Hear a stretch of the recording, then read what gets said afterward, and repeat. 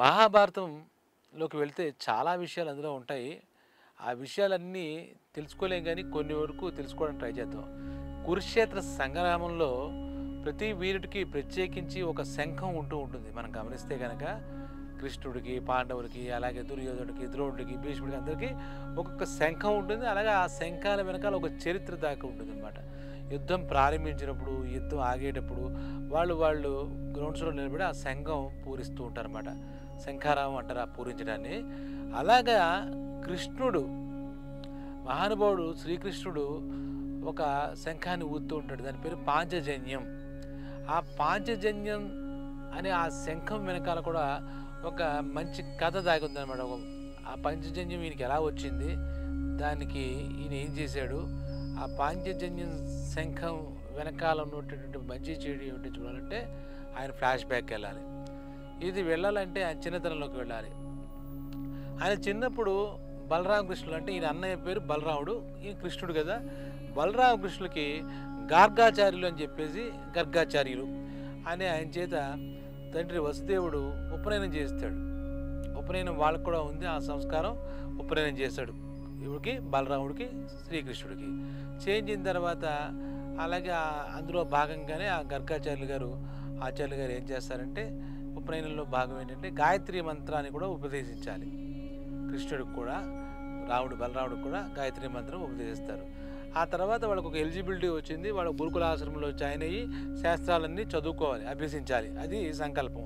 అప్పుడు ఆ వసుదేవుడి కోరిక మేరకు అంటే గర్గాచార్యులు వెళ్ళి అక్కడ మంచి ఆశ్రమం ఏదోని గమనిస్తే కనుక సాందీప మహాముని అంటారు, సాందీపుడు అంటారు. ఆ మహాముని ఆశ్రమంలో వీళ్ళిద్దరూ జాయిన్ అవుతే మంచిదనే ఉద్దేశంతో అక్కడికి తీసుకెళ్ళి ఆ సాందీప మహామునికి వీళ్ళిద్దరిని చెప్తాడు ఈ గర్గాచార్యులు. అప్పుడు ఆయన అందరికీ ఒకేలాగా చెప్తూ ఉంటాడు అనమాట. అక్కడే ఆ సాందీపుడి ఆశ్రమంలోనే చదువుకుంటున్నప్పుడు, శాస్త్రాలు అభ్యసిస్తున్నప్పుడు మనం వినే ఉంటాం కదా, కుచేలుడు కూడా సహపాఠి, విద్యార్థి అనమాట. సరే, అది పక్కన పెడితే వీడు చాలా ఇష్టంగా ఆయన చెప్పేదంతా శ్రద్ధగా ఈ బలరామకృష్ణులు నేర్చుకున్నారు. కొంతకాలం ఉంటుంది కదా శిక్షణా సమయం.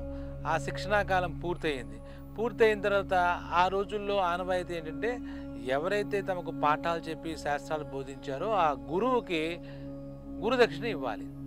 ప్రతి ఒక్కరు గురుదక్షిణ ఇచ్చి వెళ్ళాలి. ఆ గురుదక్షిణ కూడా ఆయన అడగడం ఉండదు. వీళ్ళే వెళ్ళి గురువుగారు మీరు మాకు చదువు చెప్పారు కదా, మీకు గురుదక్షిణగా ఏం కావాలి అని అడగడం మామూలుగా అప్పుడు రోజుల్లో సహజమైనటువంటి విషయం. సరే, వీళ్ళ శిక్షణ పూర్తవడంతో బలరామకృష్ణులు ఇద్దరూ వెళ్ళి, అయ్యా మాకు మీరు చాలా మంచి శిక్షణ ఇచ్చారు, మంచి తర్ఫీదు ఇచ్చారు, చాలా మాకు అన్నీ అయిపోయి మీకు మేము గురుదక్షిణ ఇద్దాం అనుకుంటున్నాము, మీకు ఏం కావాలో చెప్పండి సార్, మీకు తెచ్చి పెడతామని చెప్పి ఈ బలరామకృష్ణులు ఇద్దరు కూడా గురువు గారు అయినటువంటి సాందీప మహాముని అడిగారు.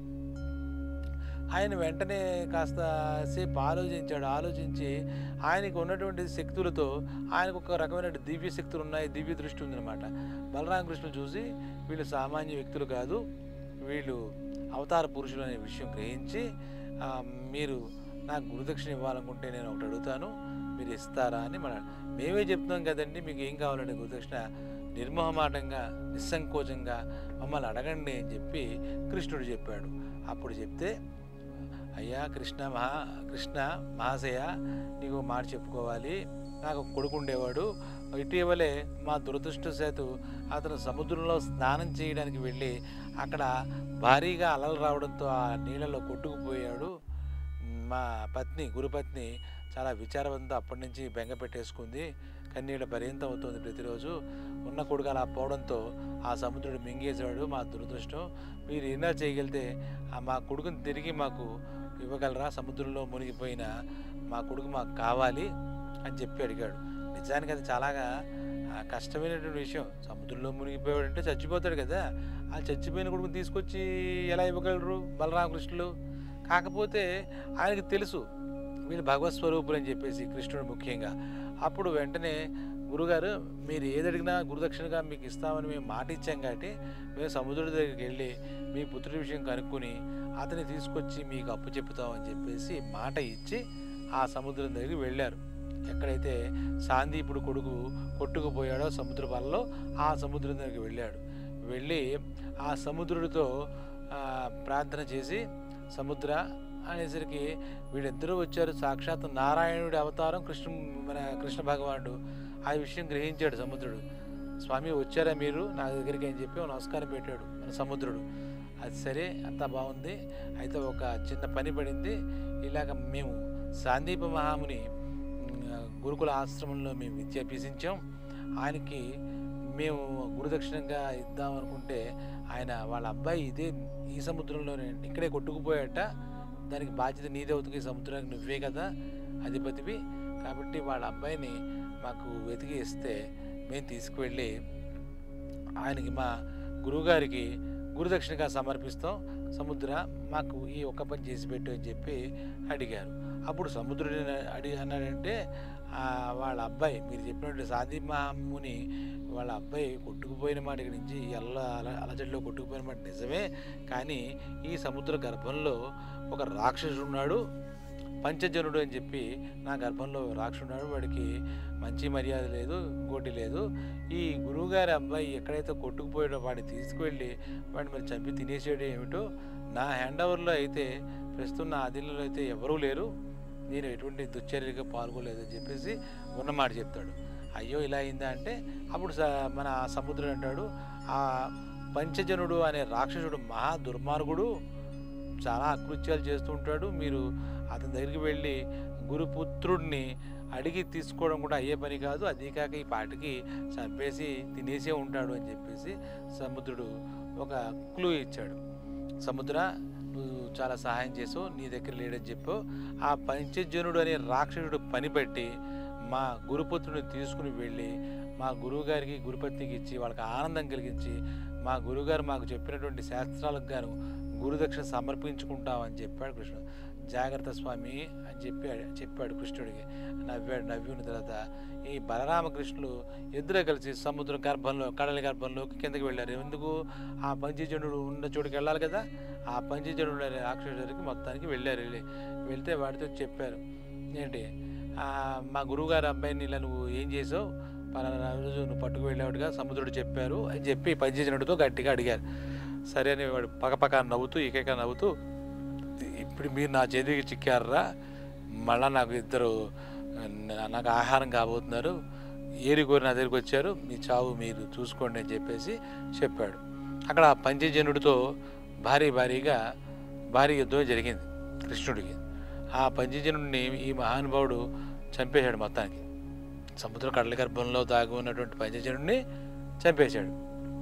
అమ్మాయి చంపేశాం కదా అనుకుని ఇప్పుడు గురువుగారి అబ్బాయి వీడు తినేసినా కూడా వీడి కడుపులో ఉండాలి కదా, కడుపులో ఉంటే వాడిని బయటికి తీసుకొచ్చి వాడిని బతికించి ఆయనకి ఇద్దాం అనుకుని ఆ తీరా చూసి ఆ పంచజనుడు చచ్చాక కడుపును కోసి తీస్తే ఈ గురుకుమారుడు లేడు, గురుపుత్రుడు లేడు. అయ్యో మనం గురుదక్షిణ ఇద్దాం అనుకున్నాం, వీడు ఇక్కడ లేడు, మనం ఏం చేద్దామని చూస్తే ఆ పంచజనుడు కడుపు ఎప్పుడైతే వీడు కోసేశారో అందులో గురుపుత్రుడు లేకపోగా ఒక శంఖం ఉంది. పంచజనుడు కడుపులో ఒక శంఖం ఉంది. ఆ శంఖం చూస్తే బాగా ముచ్చటగా ఉంది.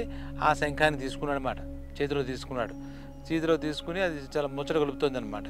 తీసుకున్న తర్వాత ఎక్కడికి ఉంది అని చెప్పేసి కృష్ణుడు తన దివ్య దృష్టితో చూస్తాడు. మరి అతను ఆయన అవతార పురుషుడు కదా, మహానుభావుడు, విష్ణుమూర్తి అంశ కదా. అక్కడ చూసేసరికి ఈ గురువుగారు సాందీప మహాముని గారి అబ్బాయి సముద్రంలో లేడు, ఆఖరికి పంచజనుడు కడుపులో లేడు. చూసరికి ఎక్కడున్నాడో చూసరికి నరకంలో ఉన్నాడు. అంటే వీళ్ళ నరకానికి వెళ్ళి ఆ గురుపుత్రుడిని తీసుకువచ్చి సాందీప మహామునికి ఇచ్చి గురుదక్షిణ సమర్పించుకోవాలనే నిర్ణయానికి వచ్చాడు. ఈ పంచజనుడు కడుపులో ఉన్నటువంటి శంఖాన్ని తీసుకుని అక్కడి నుంచి సముద్రంలోంచి డైరెక్ట్గా ఎకాఎకిన నరకానికి వెళ్ళారు వీళ్ళిద్దరూ కలిసి. వెళ్ళినప్పుడు యమధర్మరాజు కదా దానికి అధికారానండి, మహారాజానండి, వెంటనే వీడి చేతిలో ఉన్న శంఖం గట్టిగా పూరించాడు. దిక్కులు పిక్కటిల్లేలా అంటారే అలా శంఖారాము ఈ శంఖంతో ఈ పంచజనుడు కడుపులోంచి తీసిన శంఖంతో గట్టిగా ఊదాడు.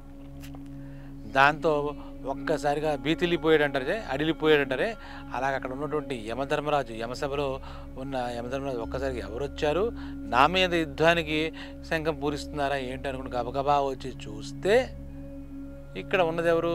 కృష్ణ భగవానుడు ఉన్నాడు. ఏంటి ఆయన శక్తిమంతుడి విషయం యమధర్మరాజుకి ఎందుకు తెలియదు?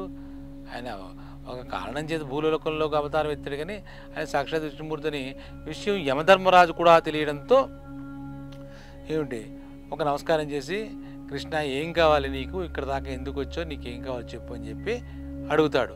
సరే అడిగా ఒకటి చెప్తున్నాను, మా గురువుగారు మాకు సర్వశాస్త్రాలు మాకు చెప్పినటువంటి సాందీప మహాముని కొడుకు ప్రస్తుతం ఈ నరకంలో ఉన్నాడు, మేము అతన్ని తీసుకొచ్చి గురుదక్షిణగా సమర్పిస్తామని చెప్పే మాట ఇచ్చాము, కాబట్టి సాందీప మహాముని కొడుకుని అంటే మా గురుపుత్రుడిని మాకు అప్పగించమని చెప్పేసి చెప్పాడు ధర్మరాజుకి.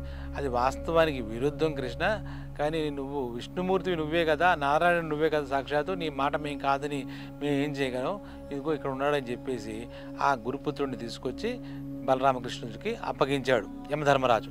సరే వెంటనే కొంచెం ఆనందంగా, సరే మన గురువుగారికి అడిగినటువంటి గురుదక్షిణ మనం సమర్పించుకోవచ్చు అనే ఆనందంతో ఇద్దరూ కలిసి మళ్ళా తిరిగి ఆ భూలోకంలోకి వచ్చి సాందీప మహాముని ఆశ్రమంలోకి వచ్చాడు. ఆ సాందీప మహాముని ఆశ్రమంలోకి వచ్చిన తర్వాత ఆ గురుపుత్రుని తీసుకుని గురుదక్షిణగా సమర్పించి వినయంగా నమస్కరించారు బలరామకృష్ణులు. ఆ తమ పుత్రుడిని చచ్చిపోయిన తమ పుత్రుడిని చూసి చాలా ఆనందపడ్డారు గురు దంపతులు, గురువు సాందీపమని అలాగే గురుపత్ని. వాళ్ళ ఆనందానికి అవధులు లేకుండా ఉన్నాయన్నమాట.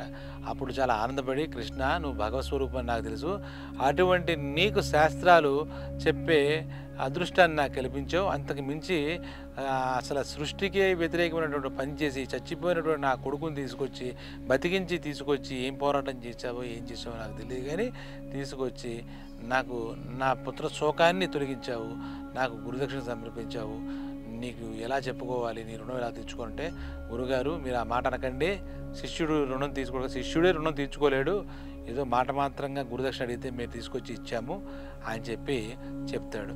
చాలా సంతోషిస్తారు. ఆ తర్వాత ఆ గురువుగారికి గురుపత్నికి సెలవు చెప్పి బలరామకృష్ణులు తమ సొంత దేశానికి బయలుదేరుతారన్నమాట. అయితే ఇక్కడే ఉంది కదా, ఆ పంచజనుడు కడుపులో ఉన్న శంఖం తీసుకొచ్చాడు కదా, ఆ శంఖాన్ని మటుకు తనతోనే పట్టి పెట్టుకున్నాడు, తనతోనే తీసుకెళ్ళాడనమాట. దానికే పంచజనుడు కడుపులో ఉండడం వల్ల దానికి పాంచజన్యం అనే పేరు వచ్చిందన్నమాట. దాన్ని చూసి ఆ పంచజనుడు తన చేతిలో చచ్చిపోయిన పంచజనుడు యొక్క ఆ కీర్తి కూడా శాశ్వతంగా ఉండాలనే ఉద్దేశంతో ఆ పాంచజన్యం అనే పేరు పెట్టి తనతో చివరిదాకా ఆ పాంచజన్యాన్ని ఉంచాడు. అలాగే బృహత్తర కార్యక్రమమైనటువంటి కురుక్షేత్ర సంగ్రామంలో కూడా ఈ పాంచజన్యం అనే శంఖాన్ని పూరించి యుద్ధంలో గెలుపు తీసుకొచ్చాడు, పాండవులకి గెలుపుని కట్టబెట్టాడు అనమాట. సో ఈ పాంచజన్యం వెనకాల ఇంత కథ దాగి ఉందన్నమాట. సో కృష్ణ భగవానుడు చేసే ప్రతి లీలకు ఒక అర్థం పరమార్థం ఉంటుంది. ఇప్పుడు ఈ పాంచజన్యం అంటే ఆయన కృష్ణ భగవానుడు పూరించే శంఖం గురించి తెలుసుకున్నాం కదా, మరో కథతో మళ్ళీ ఆసక్తికరమైన కథతో మళ్ళీ మీ ముందుకు వస్తాను. నమస్తే.